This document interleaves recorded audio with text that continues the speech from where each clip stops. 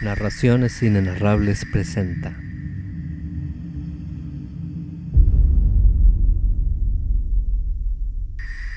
de Howard Phillips Lovecraft.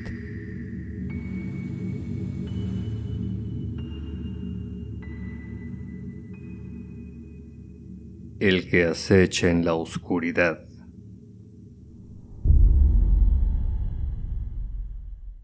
En los días siguientes, Blake no habló con nadie de su expedición.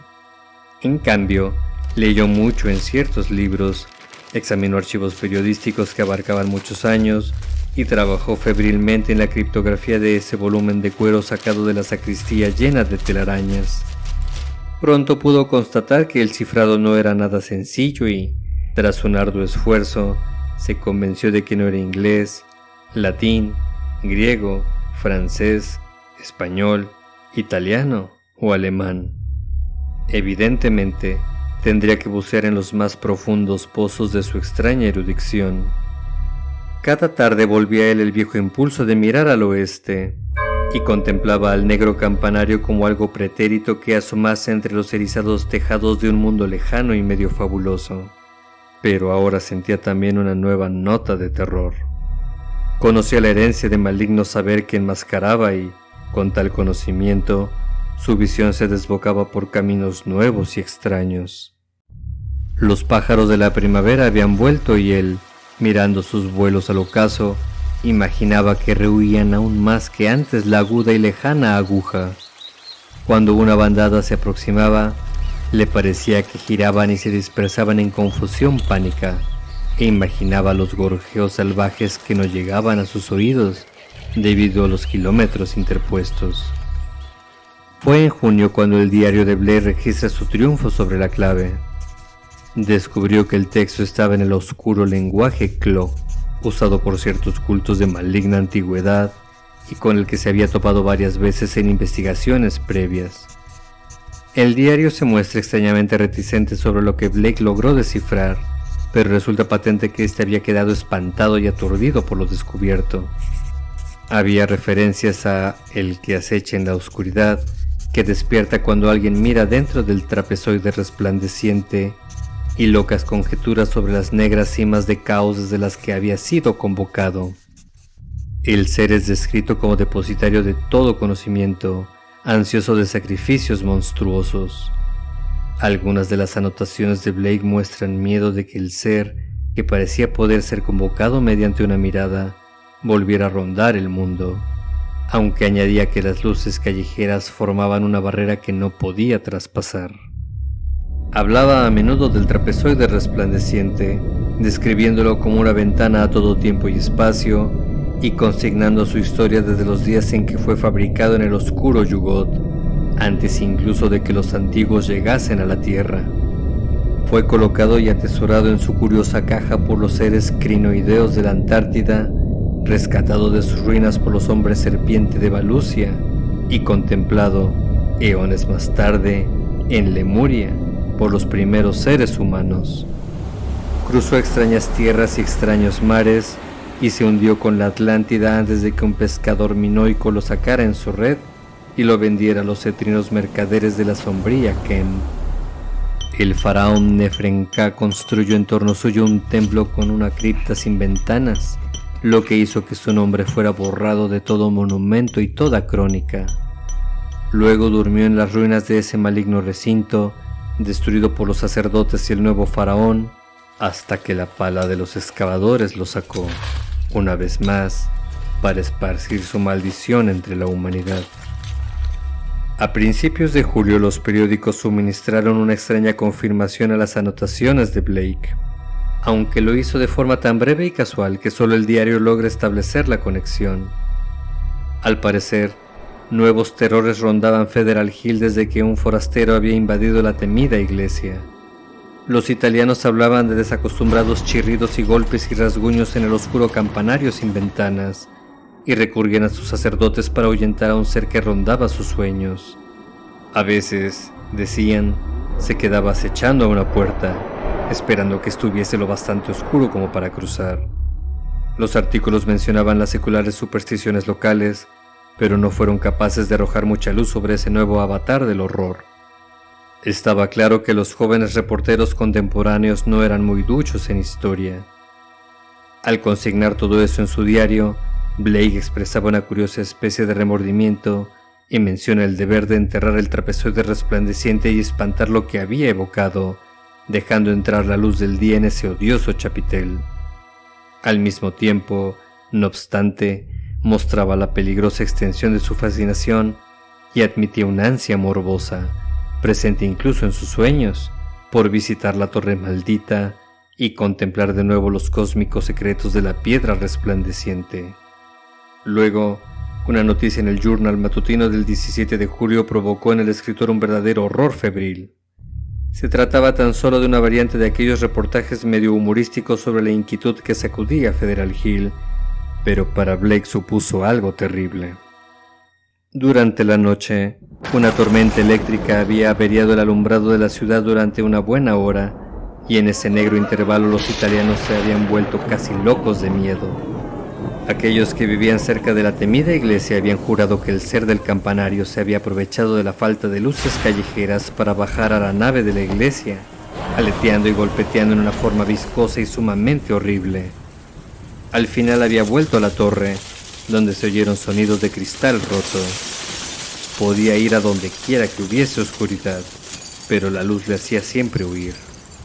Cuando volvió la corriente, hubo una estremecedora conmoción en la torre, ya que incluso el débil resplandor que se filtraba a través de las ventanas oscurecidas por la mugre y cubiertas con pantallas era demasiado para el ser. Golpeó y se escurrió hacia su tenebroso campanario justo a tiempo, ya que una buena dosis de luz podría haberlo enviado de vuelta al abismo del que aquel loco forastero le había sacado. Durante la hora de oscuridad, un gentío que rezaba se había congregado en torno a la iglesia, bajo la lluvia, con velas y lámparas que protegían mediante paraguas y papeles. Una guardia de luz dispuesta a proteger a la ciudad de la pesadilla que rondaba en la oscuridad. En cierta ocasión, aquellos que estaban más cerca de la iglesia declararon que la puerta exterior se había sacudido en forma espantosa. Pero ni siquiera eso fue lo peor.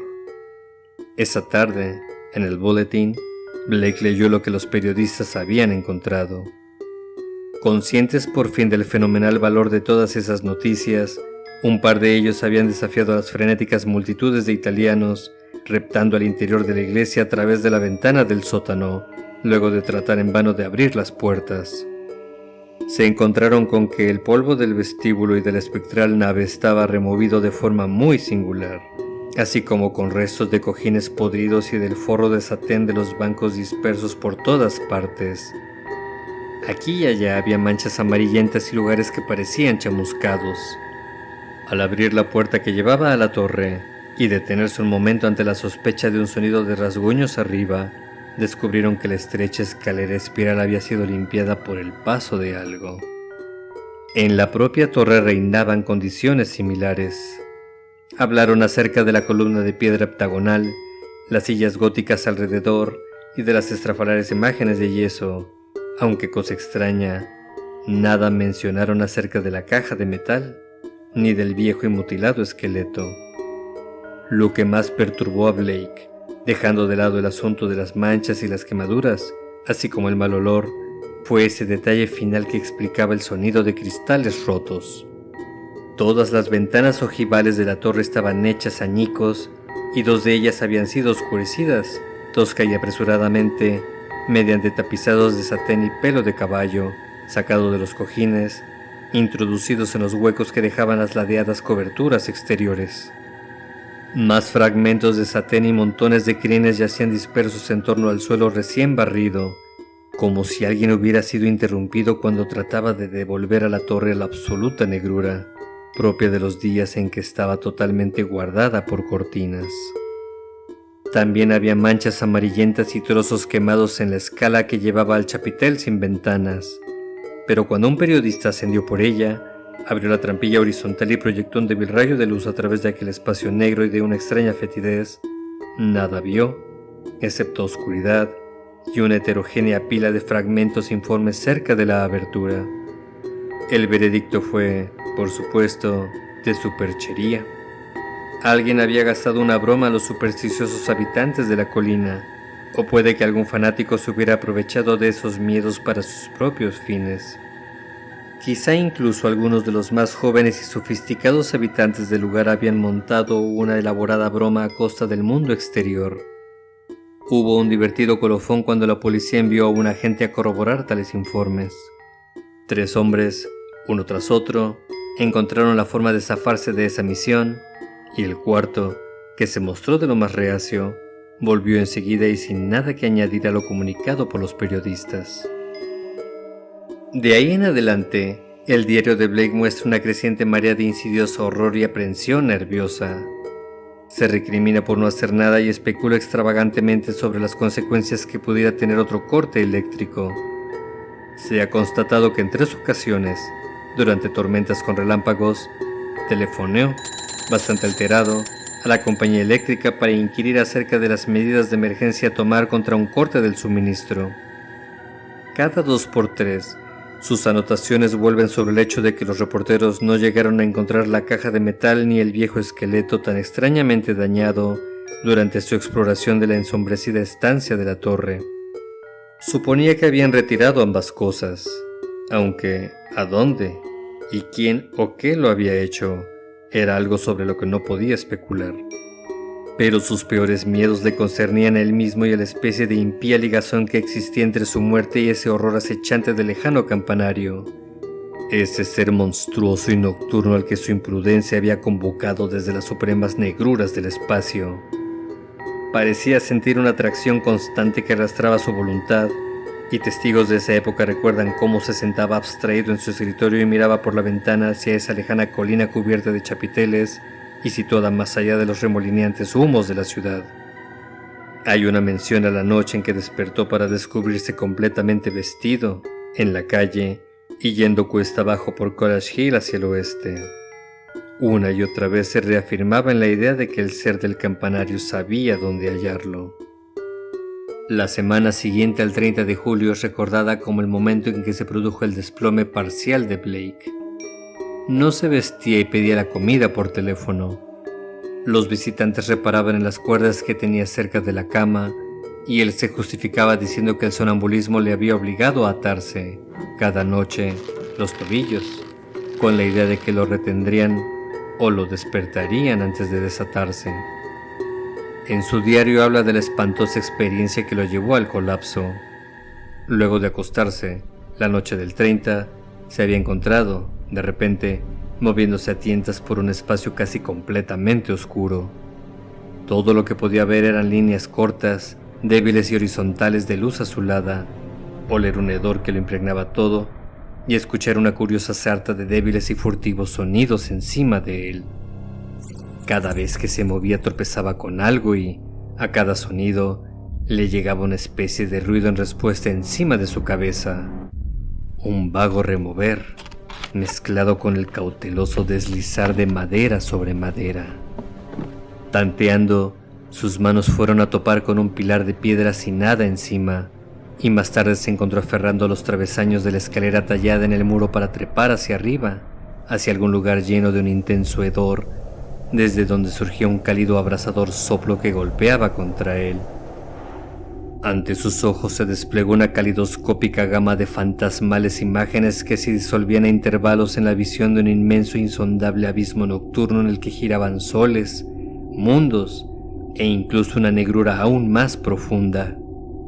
Recordó las antiguas leyendas del caos supremo, en cuyo centro se aposenta el dios ciego e idiota Azatoth, señor de todas las cosas, rodeado por su maleable horda de bailarines amorfos y sin mente, acunado por los agudos y monótonos sones de demoníacas flautas tocadas por zarpas indescriptibles.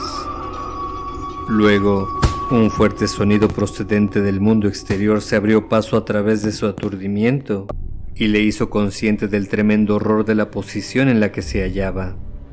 ¿Qué fue exactamente? Nunca lo supo. Quizá algún tardío estallido de los fuegos artificiales que se escuchaban durante todo el verano en Federal Hill, cuando sus habitantes festejaban a sus diversos patronos o a los santos de sus pueblos natales en Italia. En cualquier caso, lanzó un alarido, se dejó caer frenéticamente por la escalera y fue dando tumbos a ciegas por el suelo cubierto de escombros a lo largo de aquella estancia, casi a oscuras, en la que se hallaba.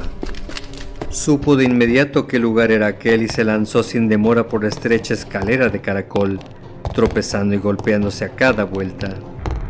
Hubo una carrera de pesadilla a través de una nave inmensa llena de telarañas, cuyos fantasmales arcos se sumían en una oscuridad acechante, un pasar a ciegas a través de un sótano cubierto de escombros y el ascenso a regiones exteriores llenas de aire y luces callejeras, así como una loca fuga por una espectral colina de buhardillas torcidas, luego a través de una ciudad hosca y silenciosa de torres negras y, por último, cuesta arriba hacia el barranco oriental, hasta llegar a su propia y antigua casa.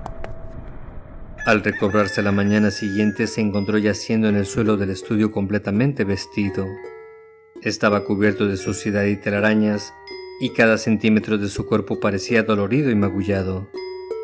Al mirarse al espejo vio que su pelo estaba seriamente abrasado y que un olor extraño y maligno parecía manar de las ropas de su parte superior. Fue entonces cuando sus nervios cedieron.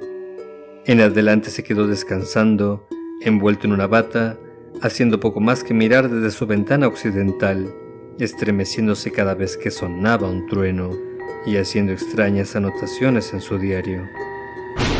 La gran tormenta se desató justo antes de la medianoche, el 8 de agosto. Los rayos cayeron en multitud de ocasiones por todas partes en la ciudad y se informó acerca de 2 grandes bolas de fuego. La lluvia se hizo torrencial, mientras un constante resonar de truenos rompía por cientos sin pausa. Blake se volvió frenético en sus temores acerca del sistema eléctrico e intentó telefonear a la compañía alrededor de la 1, aunque en esos momentos el servicio había sido temporalmente interrumpido por razones de seguridad. Lo consignó todo en su diario, garabatos grandes, nerviosos y a menudo indescifrables que contaban su propia historia de creciente miedo y desesperación, dando fe de registros hechos a ciegas en la oscuridad.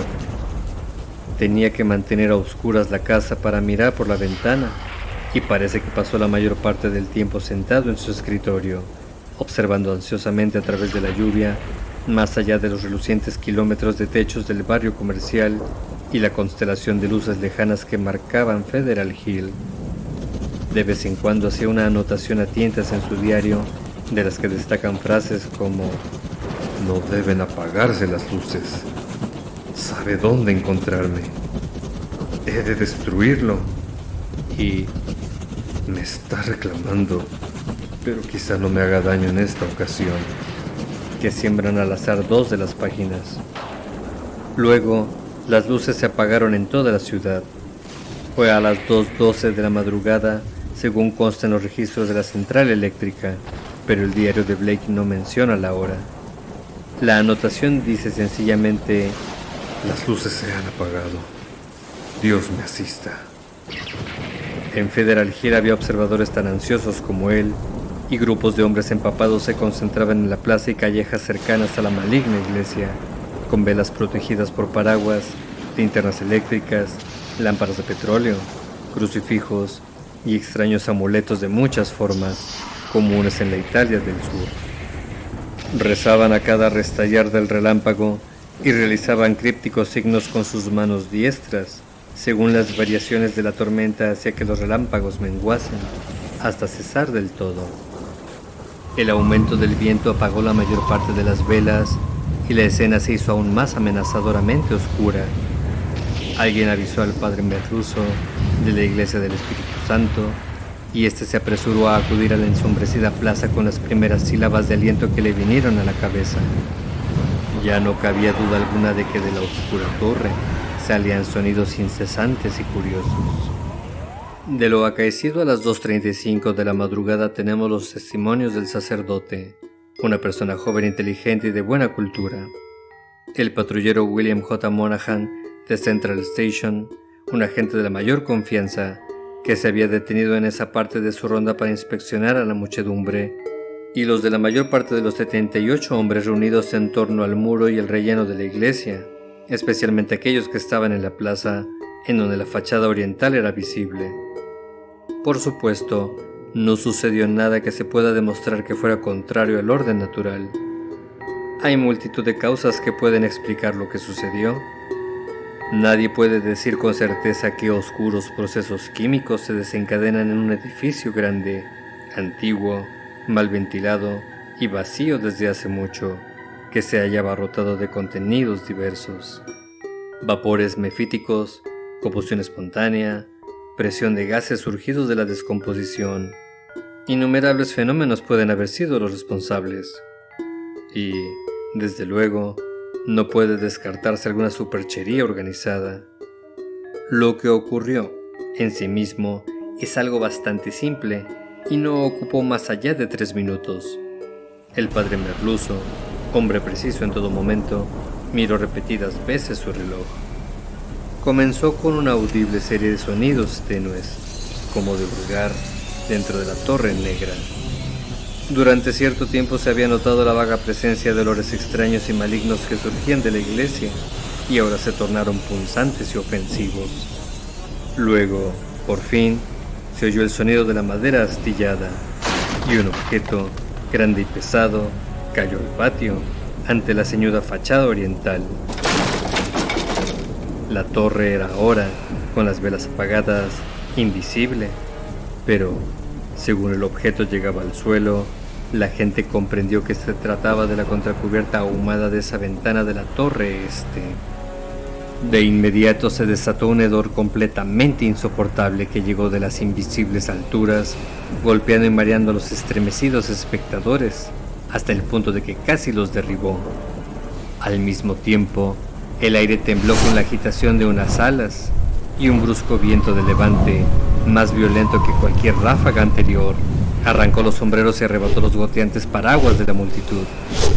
Nada definido se pudo ver en la noche sin velas, aunque algunos espectadores que miraban hacia arriba creyeron entrever un gran y difuso borrón de negrura, más densa, recortarse contra el cielo como tinta, algo así como una informe nube de humo que se lanzó con meteórica velocidad hacia el este.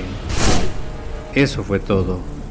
Los observadores se quedaron medio petrificados de miedo, espanto y desazón, y apenas sabían qué hacer, o siquiera si había algo que hacer. No sabiendo qué había sucedido, no descuidaron su vigilancia y, un momento más tarde, entonaron una plegaria, cuando el gran destello de un tardío relámpago, seguido de un estruendo ensordecedor, desgarraron los cielos abiertos.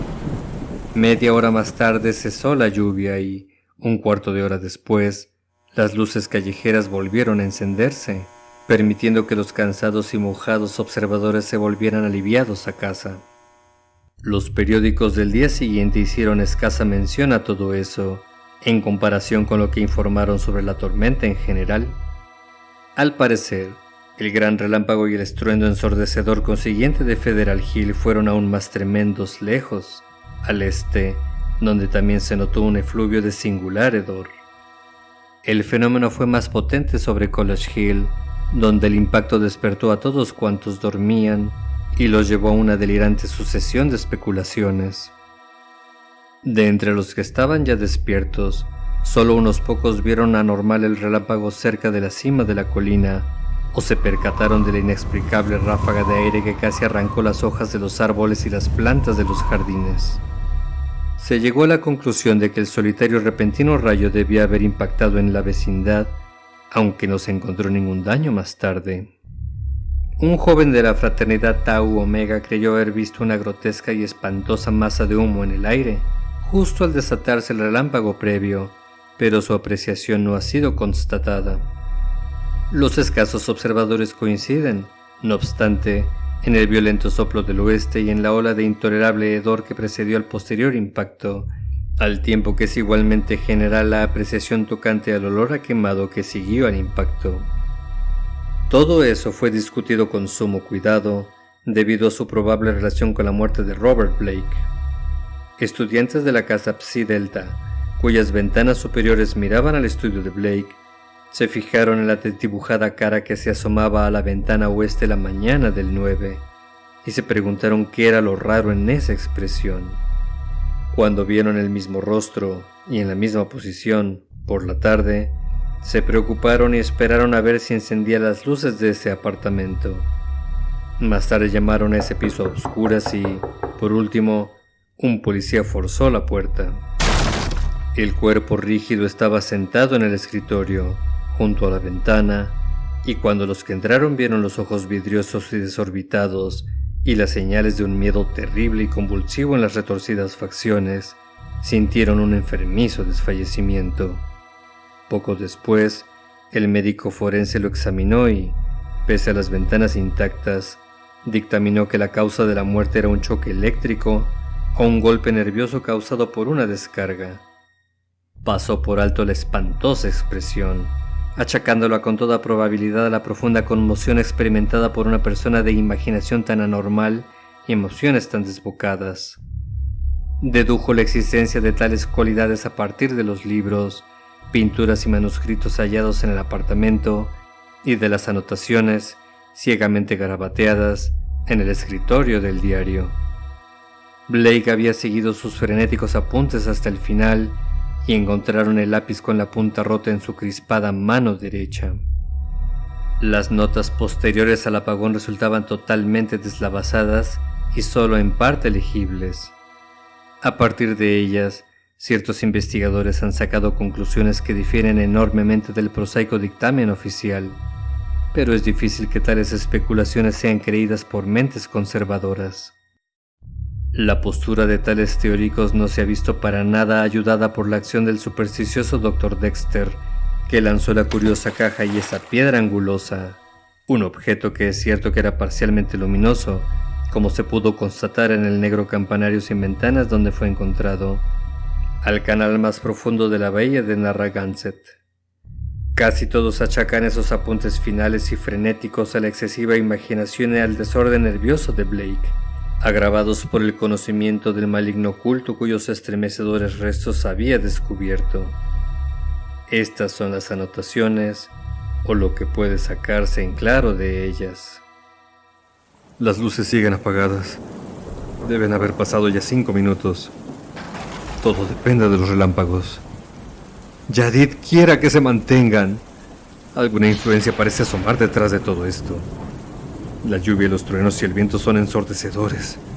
El ser se está apoderando de mi mente. Problemas con la memoria. Veo cosas que nunca conocí. Otros mundos y otras galaxias. Oscuridad. Los relámpagos parecen oscuridad y la oscuridad luz. La colina y la iglesia que veo en la oscuridad total no pueden ser reales. Debe tratarse de alguna impresión retinal dejada por los rayos.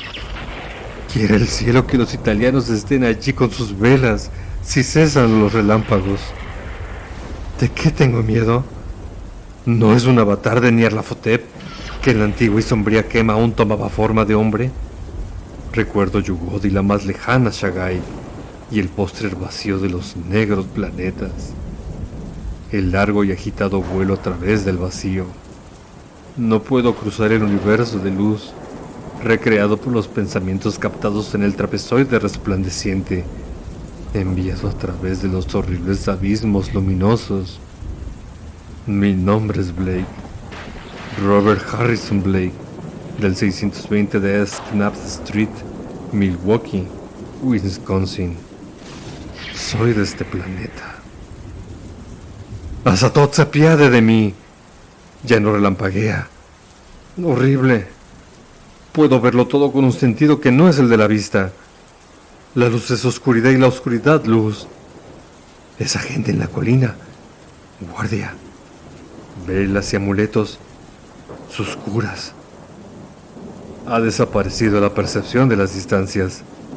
Lejos es cerca y cerca lejos. No hay luz, ni cristal. Veo ese campanario, esa torre. Puedo oír. Roderick Usher. Estoy loco o volviéndome loco. La cosa está arañando y tanteando en la torre. Soy el ser y el ser soy yo. Quiero salir. Debo salir y unir las fuerzas. ¿Sabe dónde estoy? Soy Robert Blake, pero veo la torre en la oscuridad. Hay un olor monstruoso. Los sonidos mutan. Las contraventanas de esa torre ceden y caen. Ya, Nagai, Jagun. Lo veo. Pidiendo. Viento infernal. Mancha titánica. Alas negras. Yog-Sothoth se apiade de mí. Ese ardiente ojo de 3 lóbulos.